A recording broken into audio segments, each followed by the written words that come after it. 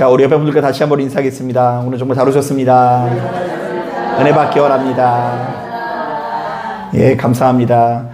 여러분 날씨가 많이 좀 풀린 것 같죠? 추워요. 아까 보니까 이제 영하 7도, 8도 정도인데요. 이 기온도 물론 굉장히 추운 날씨인데 어제 영하 10도였다가 또 이제 영하 7도 되니까 오히려 좀 훈훈하게 느껴지고요. 저희 교회는 밖에가 영하 10도든 뭐든 간에 항상 10도 이상을 유지하고 있습니다. 지하여서 얼마나 좋은지 몰라요. 그래가지고 이제 겨울에는 이제 좀 따뜻함을 느낄 수 있는데요. 아무쪼록 오늘 예배 참석한 여러분들의 심령 가운데 주께서 허락하시는 온기가 가득하시게 되시기를 주님의 이름으로 축복합니다. 아멘. 자, 오늘 우리가 읽은 이 오바댜서 말씀은 겨우 21절밖에 안 되는 성경에서 가장 짧은 말씀인데요. 다른 여타의 예언서와는 달리 유독 독특한 점이 있습니다. 자, 먼저 첫 번째로 바로 이 말씀을 쓴 예언자의 이름만을 밝힐 뿐 바로 이 사람이 어떤 사람인지에 대한 정보가 자세히 나와 있어요? 안 나와 있어요? 안 나와 있어요. 그냥 뭐라고 이야기하고 있냐면 오바댜의 묵시라라는 말만 담겨져 있어서 다른 예언서하고는 좀 차이가 있고요. 또한 바로 이 말씀은 다른 예언서와는 달리 예루살렘이나 이스라엘 백성들을 향한 예언들은 거의 없고요. 그들의 이웃나라였던 에돔에 대한 예언이 주류를 이루고 있다는 점에서 몹시도 특이합니다. 자, 그런데 오늘 본문을 꼼꼼히 묵상해보면 하나님께서는 그 어떤 민족보다 에돔 민족에게 아주 엄청난 분노를 쏟아내시는데요. 자, 도대체 하나님께서는 이 민족을 향해서 왜 이렇게 화가 나신 것일까요? 자, 그 이유는 아주 간단합니다. 크게 두 가지 이유 때문에 하나님께서 화가 나셨는데요. 자, 먼저 첫 번째로 에돔 사람들이 이스라엘 백성들과의 의리를 저버리고 몹시도 기회주의적인 태도를 보였기 때문입니다. 자, 사실 이 에돔 민족은 본래 남유다 왕국과 연합해서 바벨론에게 대항하려던 나라 중에 하나였거든요. 자, 그래서 이제 동맹을 맺고 우리가 서로 친하게 지내자 이렇게 계약을 맺게 됩니다. 자, 그러나 정작 바벨론이 유다 왕국을 침공하자 에돔은 유다 왕국을 편드는 것이 아니라 누구의 편을 들었을까요? 예, 바벨론 왕국의 편을 들어서 유다를 함께 노력하기 시작합니다. 자, 그러니까 에돔은 결정적인 순간에 유다를 배신하고 그들의 뒤통수를 친 건데요. 바로 이 같은 선택으로 인해서 에돔은 이후로 아주 오랫동안 태평성대를 누리게 되고요. 유다는 더 큰 고난에 빠지게 되니 하나님께서 화가 나실 수밖에 없죠. 자, 그런가 하면 두 번째로 이 에돔 사람들은 본디 에서의 후손으로서 야곱의 후손이었던 이스라엘 백성들과 형제 관계였기 때문에 하나님께서 화가 나셨습니다. 자, 10절을 보면 이 같은 사실이 너무나 잘 드러나는데요. 자, 우리 총기를 가지고 10절 말씀 같이 한번 읽어보겠습니다. 시작.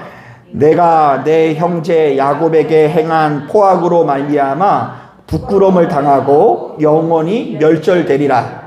자, 하나님께서는 그 유다를 콕 집어서 내 형제 누구라고 표현하시죠? 야곱이라고 표현하시는데요. 자, 이것은 다른 이방 민족이 얘네들한테 악을 행하는 것보다 에돔이 행하는 악이 훨씬 더 괘씸하다라는 의미입니다. 자, 그러므로 하나님께서는 언젠가 때가 되면 에돔 민족도 역시 크나큰 시련을 당하게 될 거라고 말씀하시는데요. 자, 그들도 역시 모든 것을 잃고 영원히 망하게 될 거라고 경고하십니다. 자, 너희는 착취를 당해서 아무것도 남지 않게 될 것이다. 에돔이 유다를 배신한 것 같이 에돔도 역시 누군가에게 배반을 당할 것이다. 너희는 본디 풍요롭고 지혜로운 사람이 많이 거주하는 도시로 알려져 있지만 결정적인 순간에는 너희가 가진 것들이 별로 큰 도움이 되지 않을 것이다. 자, 그러니까 엄연히 따졌을 때 이 오바댜서 말씀은 전혀 새로울 것은 없는데요. 바로 이 책은 에돔 민족을 향한 심판의 메시지를 통해 지금껏 성경이 고수하고 있던 가치를 또 한 가지 또다시 제시하고 있습니다. 자, 봐라. 너희는 눈앞에 보이는 이득을 따라 기회주의적인 태도를 갖지 말라. 너희는 힘과 풍요를 따라 강자를 우대하지 말고 도리어 약자를 환대하기 위해서 노력하라. 자, 사실 제가 지금껏 목회하면서 우리 성도님들에게 자주 듣는 말이 있는데요. 여러분 혹시 이런 말씀 들어보셨어요? 곳간에서 인심이 난다. 자, 이른바 사람이 너무 어렵고 힘들 때에는 주변을 돌아볼 수 있는 여력 자체가 없고, 그래도 창고에 곡식이 풍성하게 쌓일 때에 어렵고 힘든 이들을 돌볼 여유가 생긴다라는 것이죠. 자, 솔직히 말하면 저도 역시 그런 생각을 할 때가 많습니다. 여러분 가만히 보면 이 땅에서 부자인 것이 최고처럼 느껴지는 순간들이 이렇게 많이 있지 않습니까? 자, 그래서 이제 제가 그것을 다시 한번 실감이 됐는데요. 요즘에 유튜브를 통해서 우리가 경험할 수 있는 경험 세계가 조금 더 넓어지지 않았습니까? 그런데 이제 제가 하루는 우연한 계기로 무엇을 보게 되었냐면요. 어떤 그 중년의 신사 한 분이요. 전 세계를요. 요트를 타고 일주하는 내용이 있었는데요. 이야, 되게 부러워요. 여러분 혹시 낚시 좋아하세요? 아, 다행이에요. 우리 권사님 안 가시면 돼요. 그런데 이제 낚시 좋아하시는 분들은요, 그냥 배에 올라가가지고 막 이렇게 막 낚시를 하다 보면 막 이만한 그냥 고기들이 잡혀가지고 그 자리에서 회를 떠먹는데요. 그렇게 맛있어 보이고요. 야, 그 전 세계를 이왕 태어난 김에 돌면서 세계 일주를 한다라는 것이요. 너무 로망처럼 느껴졌는데요. 제가 그것을 보다가 이제 마지막 회를 볼 때쯤 꿈을 접었는데요. 그 요트의 가격이 한 15억 정도 하더라고요. 싸죠? 15억 정도는 돼야지 이 전 세계를 돌면서 세계를 여행할 수 있고 이 바다 구경을 할 수 있다는 생각이 드니까, 아, 이거는 나의 이야기가 아니라는 생각이 들고요. 또 뭐 부자가 최고이라는 생각만 드는 것이 아니라 한 사람의 평범한 목사로서 역시 교회가 큰 것이 최고라고 느껴질 때가 많이 있어요. 이 사람이 2명이서 모여서 예배드릴 때보다 20명이 모일 때 예배를 드릴 때 더 은혜가 되고요. 20명이 예배드릴 때보다 200명이 예배드릴 때 더 뜨겁게 느껴지는 거 아세요? 저도 이 자리에 앉아 계신 분이 한 2,000명이면 거의 뭐 엄청난 수준으로 설교할 것 같지 않습니까? 아멘 해주세요. 뭐 돈 들어가는 것도 아닌데. 그래서 사람이 많이 있으면 거기서 울려 나오는 아멘 소리 자체가 우리를 또 흥분시켜가지고요. 그거 자체가 더 좋아 보일 것 같다는 생각이 들고요. 그리고 최근 들어 우리 성도님들에게 들은 생각이 어떤 생각이냐면, 아, 사람이 노년에 그래도 뭐가 좀 있어야 좀 평안하지 않을까? 이런 생각이 들기도 하고요. 그래서 이제 나중에 우리 사랑하는 성도님들을 위해서 제가 기도해 주는 정도가 아니라 한 사람당 어려운 일이 있을 때마다 통장에 100만 원씩 싸줄 수 있다고 한다면 우리 성도님들이 정말로 교회에 충성할 것 같다는 생각이 듭니다. 여러분이 돈 필요하십니까? 그럼 저한테만 얘기하세요. 그럼 제가 막 계좌에 100만 원씩 싸주고 이럴 수 있는 여력이 되면 우리 교회 금방 부흥할 것 같다는 생각이 듭니다. 자, 이렇듯 육신의 옷을 입고 있는 우리들은 이 부자가 최고라고 느끼고 교회가 큰 것이 최고라고 느끼는데요. 자, 그런데 오늘 우리가 읽은 이 본문을 꼼꼼히 묵상해 보면 꼭 그렇지만은 않은 것 같습니다. 자, 에돔이라는 민족은 오히려 경제적인 풍요로움으로 인해서 혈족인 이스라엘을 배신할 뿐 아니라 그들을 끝까지 돌아보지 못하게 되는데요. 자, 여기에 대해서는 아주 간략하게 좀 설명을 드려야 될 것 같습니다. 자, 에서는 야곱에게 장자권을 뺏긴 이후에 요단 동편에 위치한 세일산이라는 곳에 가서 거주를 하게 되는데요. 바로 이 세일산은 난공불락의 요새여서 저절로 외적이 침입을 받지 않게 되고요. 또한 그 세일산에 천연자원이 아주 풍성하게 돼서 이 굉장히 부유한 삶을 영위하게 됩니다. 자, 그런데다가 여러분들에게는 생소할지 모르겠지만 에돔 민족은요, 전통적으로 지혜로운 사람이 많이 거주하는 동네로 알려져 있어요. 돛닦고 정치 잘하고 지혜로운 사람. 그래서 바로 이런 이 천혜의 요새라는 거, 그리고 지화자원이 풍부하다라는 조건을 이용해 가지고요, 정치인들이 정치를 잘해 가지고 모든 면에서 태평성대를 누렸고요. 그야말로 남부러울 것이 없이 훌륭한 나라로 성장하게 됩니다. 하지만 그럼에도 불구하고 이들을 향한 하나님의 시선은 별로 좋지 못할 수밖에 없는데요. 왜냐하면 이들은 물질적인 풍요로움으로 인해서 하나님 없어도 크게 불편함을 느끼지 못했기 때문입니다. 자, 그래서 그들은 더 이상 하나님의 뜻을 따르지 않게 되는데요. 이른바 자신의 혈족 이스라엘을 조금도 선대하지 않고요. 도리어 지금 당장의 이득을 따라 바벨론 편에 서게 됩니다. 자, 물론 세상적인 관점에서 바로 이 같은 선택이 전혀 틀린 것은 아닙니다. 오히려 그들은 국가 경영은 이렇게 해야 된다면서 크게 찬사를 받을 수 있을 것 같다라는 생각이 들기도 합니다. 하지만 하나님의 시선으로 볼 때 바로 이들의 모습은 그야말로 추약해 보일 수밖에 없는데요. 왜냐하면 지금 에돔이 보이는 태도는 하나님께서 요구하시는 삶의 방식이 아니기 때문입니다. 자, 저는 최근 들어 구약 성경을 묵상할 때마다 이 깜짝깜짝 놀라게 되는데요. 옛날에는 사실은 이 구약 성경 읽는 게 너무 힘들었거든요. 특히 창세기, 출애굽기까지는 괜찮았는데 어디서 걸렸을까요? 그래서 제가 성경에서 제일 많이 읽은 게 창세기예요. 창세기 읽었다가 이제 그만 읽어야 되겠다. 출애굽기 읽었다가 그만 읽었다. 이래서 다시 창세기로 돌아가가지고 창세기 출애굽기의 전문가예요, 제가. 레위기까지 나가지 못하고. 그런데 이제 그 문을 열고서 레위기를 묵상해 보니까 크게 은혜가 되는데요. 자, 먼저 레위기 11장 20절을 보면 11장부터 20장을 보면 무수히 많은 정결규례가 나오는데요. 이른바 하나님의 백성들이 특정한 음식을 먹는다거나 특정한 사람을 만나 교제할 경우 부정해질 수 있다는 이야기가 거듭해서 나옵니다. 하지만 최근 들어서는 바로 이 같은 이야기가 전혀 다르게 느껴지는데요. 자, 우선 바로 이 같은 규례들이 보건위생학적으로 이스라엘 공동체의 안전을 수호하고 있는 것처럼 느껴집니다.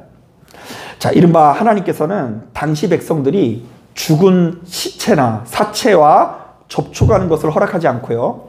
당시 기준으로 볼 때에 정체가 뚜렷이 밝혀지지 않는 동식물을 먹는 것을요, 이렇게 거절시키면서 보호하신다는 생각이 드는데요. 세상에나 우리 하나님께서 얼마나 자상하신지 하다 이스라엘의 밥상까지 보호하시는 것을 볼 수 있습니다.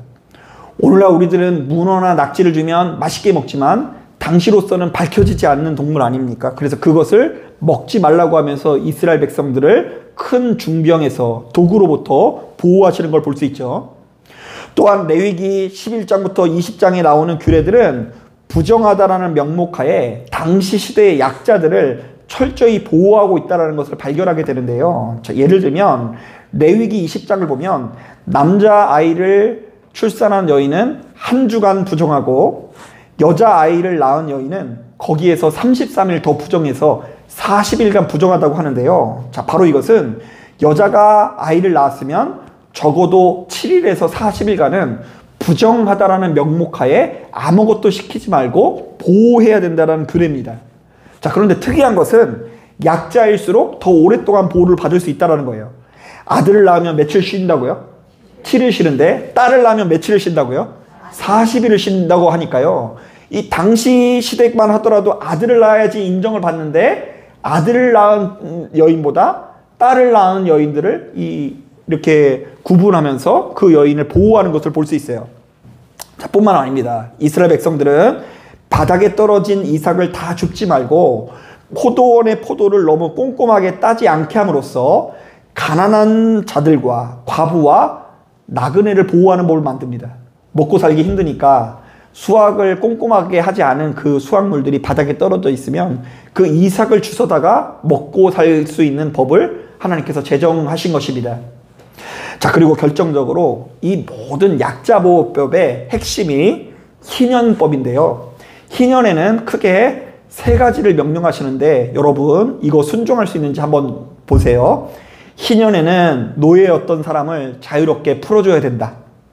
모든 빚진 자들의 빚을 탕감해 줘야 된다. 모든 땅들이 본래의 주인에게 돌아가야 된다. 자, 여러분 이거 순종할 수 있어요, 없어요? 없죠. 오늘날로 따지면요, 이 신용불량이 된 사람들의 그 사람의 형편을 자비를 베풀어서 자유케 해야 된다라는 말씀이 이 희년법에 포함되어 있어요.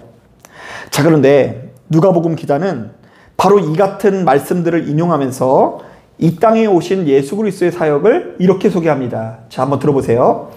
주의 성령이 내게 임하셨으니 이는 가난한 자에게 복음을 전하게 하시려고 내게 기름을 부으시고 나를 보내사 포로된 자에게 자유를, 눈먼 자에게 다시 보게 함을 전파하며 눌린 자를 자유롭게 하고 주의 은혜의 해를 전파하게 하려 하심이라. 자, 그러니까 예수께서는 이 땅에 진정한 희년을 선포하기 위해서 오셨다라는 이야기입니다. 자, 예수께서 이 땅에 뭘 하러 오셨다고요? 희년을 선포하기 위해서 오셨대요. 이른바 우리가 살아가는 이 세상은 강자들을 위한 세상이고, 힘있고 돈 있는 자들을 위한 세상이고, 돈이라면 부모 자식도 뒤로하고 배신하고 배반하는 세상이지만, 이 땅에 오신 예수께서는 하나님의 뜻을 따라서 가난한 자에게 기쁨을 주시고, 포로된 자에게 자유를 주시고, 눈먼 자에게 다시 보게 함을 전파하실 뿐 아니라 눌린 자를 다시금 일으키시는 분이라고 말씀하시는 것입니다. 사실 많은 인류학자들이 지금 우리가 살아가고 있는 이 세상이 마치 피라미드 같다라는 이야기를 자주 합니다. 이른바 소수의 절대자들이 맨 꼭대기에 앉아 자신보다 아래에 있는 사람들을 업신여기고 핍박하고 그야말로 못살게 군다라는 것입니다. 자, 그래서일까요? 창세기 11장을 보면 하나님을 대적하는 사람들이 모여서 탑을 만드는데요, 그 탑의 이름이 뭐죠? 바벨탑입니다. 하지만 그들은 결국 높은 곳에 더 이르지 못하고 사방으로 분열하고 흩어지게 되는데요, 이른바 세상의 피라미드 계급 시스템은 결국 크게 실패할 수밖에 없었다라는 것입니다. 자, 그러면서 바벨탑 이야기가 창세기 11장에 나오고요, 그 뒤에 창세기 12장에 보면 믿음의 조상이 한 명이 등장하는데요, 그 사람의 이름이 무엇일까요? 믿음의 조상 아브라함입니다.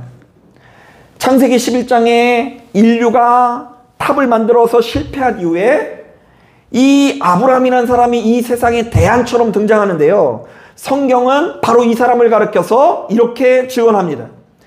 이에 아브라함이 여호와의 말씀을 따라갔고 롯도 그와 함께 갔으며 아브라함이 하란을 떠날 때에 75세였더라. 자, 아브라함의 나이가 몇 세였다고요?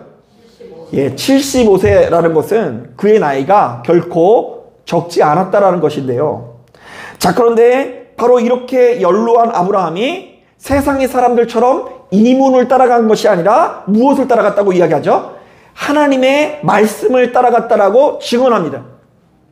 그래서 그는 사람의 눈에 조금 더 풍요로운 본토 친척 아비의 집이 아니라 하나님께서 가라는 땅으로 가게 되고요, 또한 그의 조카 롯이 당시 시대 가운데 가장 풍요로운 소돔과 고모로 땅을 선택할 때에도 아브라함은 그와는 정반대의 길을 가게 되는 것을 볼 수 있습니다.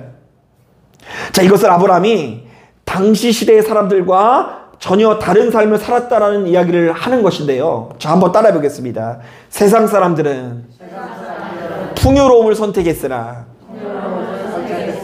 아브라함은 하나님의 뜻을 그보다 중요시했다. 자, 저는 이 자리에 참석한 저와 여러분들의 심령에 바로 이 같은 믿음이 조금 더 자리 잡길 바랍니다. 에돔이 아무리 잘 살아도 하나님의 뜻을 외변하면 망할 수밖에 없었습니다. 그들이 자랑했던 천혜의 요새도 군사력도 또한 풍요로움도 나라를 지혜롭게 다스리던 정치가들도 그들을 영원히 지켜줄 수 없었고요, 하나님의 뜻을 떠나 눈앞에 보여지는 것에만 지배받는 인생은 결국 망하는 길로 갈 수밖에 없었던 것입니다. 자, 그러므로 바로 이 말씀을 듣는 여러분들은 어떤 경우에도 우리의 눈앞에 펼쳐진 풍요로움이나 여러 가지 우상보다 하나님의 뜻을 더욱 소중히 여기시게 되길 바랍니다. 이른바 이득을 위해서라면 자기 형제마저도 줘버리는 에돔의 냉혹한 모습이 아니라 하나님께서 우리를 아끼고 사랑하시듯 우리도 역시 주변 사람들을 아끼고 사랑하면서 못나고 부족한 사람일수록 더 많이 아끼고 선대할 수 있는 능력이 나타나게 되길 바랍니다. 가만히 보면 우리는 이런 방식에 익숙해요. 여러분, 우리가 모이는 이 모임이 천국이 되길 원하십니까? 예, 그러면요, 이제 이 천국이 되기 위해서 이 저마다 어떤 걸 노력하냐면, 아, 목사님, 제가 이번에 사업이 대박나게 기도해 주세요. 대박나면 우리 교회 옮깁니다. 야, 감사하죠? 이런 얘기 제가 진짜 목회하면서 진짜 많이 들었어요.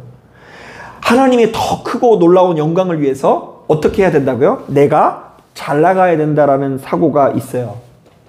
자, 그런데 우리가 모인 이 모임이 천국이 되기 위해서는 한두 사람이 잘 나감으로 인해서 천국이 되는 게 아니라 이 자리에 앉아있는 여러분들이 나보다 연약하고 부족한 누군가를 선대할 때에, 그 사람을 업신여기지 않을 때에, 바로 그 사람을 귀하게 여기면서 그 사람의 허물을 감싸줄 때에 우리가 모인 모임이 천국이 될 줄로 믿습니다. 예, 그래서 여러분, 우리가 바로 그런 언어를 가지고 있는 가정은 시간이 지나면 지날수록 흥하게 될 것이고요. 그리고 만약 그런 언어가 아니라 누구 한 명만 사라지면 그 사람을 물어뜯는 그 가정은요, 결단코 천국을 누리지 못할 거예요. 그래서 옛날에 그 유명한 꽁트 중에 뭐 그런 게 있어요. 그 5명이 모여서 이렇게 이야기를 하는데요, 한 사람이 떠나게 되면 그 4사람이 막 욕을 하는 거예요. 그리고 또 한 사람이 화장실을 가면 또 나머지 사람이 막 욕을 하고요. 그러니까 그 주인공 되는 사람, 아마도 심영래 씨 같은데, 그 심영래 씨가 그 자리에서 떠나지를 못하는 거예요. 왜냐하면 자기가 화장실 간 사이에 이 사람이 어떻게 할까봐? 욕할까봐. 여러분, 생각해 보세요. 지금 에돔하고 사실은 이 남유다 왕국이 형제 관계예요. 에서의 후손이고 야곱이의 후손이에요. 자, 그러면 형제 관계지 않습니까? 자, 그래서 이 둘이 똘똘 뭉쳐서 바벨론과 대항을 하자라고 결의를 합니다. 자, 그런데 막상 이 바벨론이 남유다 왕국을 침공하니까 에돔이 이때다 싶어가지고 함께 그 남유다 왕국에 들어가서 남유다 왕국에 있는 것들을 노력하는 거예요. 자, 이 모습이 여러분들은 어떻게 보이세요? 여러분, 그렇게 해서라도 부유해지면 되는 것일까요? 오늘 우리가 읽은 본문은 하나님께서 너희는 어떤 경우에도 이렇게 살아서는 안 된다라고 말씀하십니다. 그러면서 바로 이 오바댜 말씀을 통해서 에돔을 향한 하나님의 시각이 바뀌게 돼요. 그 이전에는요, 에돔도 그래도 누구의 백성이었죠? 하나님의 백성이었어요. 에서도 하나님께서 그렇게 이렇게 선을 긋지 않으십니다. 그런데 이때부터 이제 하나님께서는 이 에돔 민족을 마치 이방 민족처럼 대우하십니다. 왜냐하면 그들의 피에는 아버지 이삭의 피가 섞여 있을지 모르겠지만, 어쩌면 에돔 사람 중에도 할례를 받는 사람이 있을지 모르겠지만, 그들 가운데 정작 중요한 여호와의 도가 존재하지 않았기 때문입니다. 겉으로는 하나님을 믿는 자의 피가 흐르고 있으나 정작 그 심령에 하나님께서 우리에게 어떤 삶을 요구하시는지 전혀 깨닫지 못하고 세상 사람들과 똑같은 방식으로 이문을 따르고 번영과 출세를 따르고, 그리고 그것을 위해서라면 조금도 수단 방법을 가리지 않는 이 에돔의 모습을 볼 때 너희는 이제 하나님의 백성이 아니라 이방 민족이어서 너희가 다시금 회복되지 못할 거라는 말씀을 남기고 계세요. 여러분, 가만히 보면 그래도 남유다 왕국도 그렇고 북이스라엘도 그렇고요, 그들이 범죄할 때마다 결국 하나님께서 회복시켜 주실 것을 약속하시죠. 다 비슷비슷해요. 이사야서도 그 40장을 기준으로 이제 그 이유를 보면 이제 하나님께서 회복시켜 줄 것이 약속되어 있습니다. 내 백성을 위로하라면서 회복시켜 줄 것이 약속이 되어 있고요. 지금 새벽마다 보고 있는 호세아서 말씀도요, 하나님께서 엄청 그들을 막 몰아붙이는데 결국에는 그럼에도 불구하고 그들을 회복시킬 거다. 너희들이 지금 겪고 있는 것은 잠시 잠깐의 징계일 뿐이지 영원히 내가 너희를 버린 것은 아니다라고 말씀하시면서 너희와 내가 하나님과 자녀 사이라는 것을 계속해서 강조하십니다.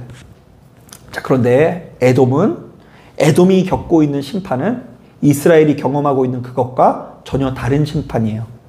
자, 이들은 그의 10년 가운데 겨자씨만한 작은 믿음이 있었다 없었다? 없었다. 이미 세상 사람들과 똑같아졌다. 아니, 세상 사람들과 더 악한 모습이 될 때로 변모되었는데 지금 이 시대를 살아가고 있는 우리들에게 바로 이 오바댜 말씀이 도전하고 있는 거예요. 자, 너희는 어떤 종류의 신앙이 있느냐? 너희는 에돔의 전철을 따르지 말고 진정으로 하나님의 백성의 거룩함을 잊지 마라. 여러분, 바로 이 말씀에 귀를 기울이시고 시간이 지나면 지날수록 세상 사람들과 구분되어지는 더 놀라운 축복과 가치를 발견하실 수 있는 저와 여러분들이 되기를 주님의 이름으로 축복합니다. 아멘. 자, 기도하겠습니다.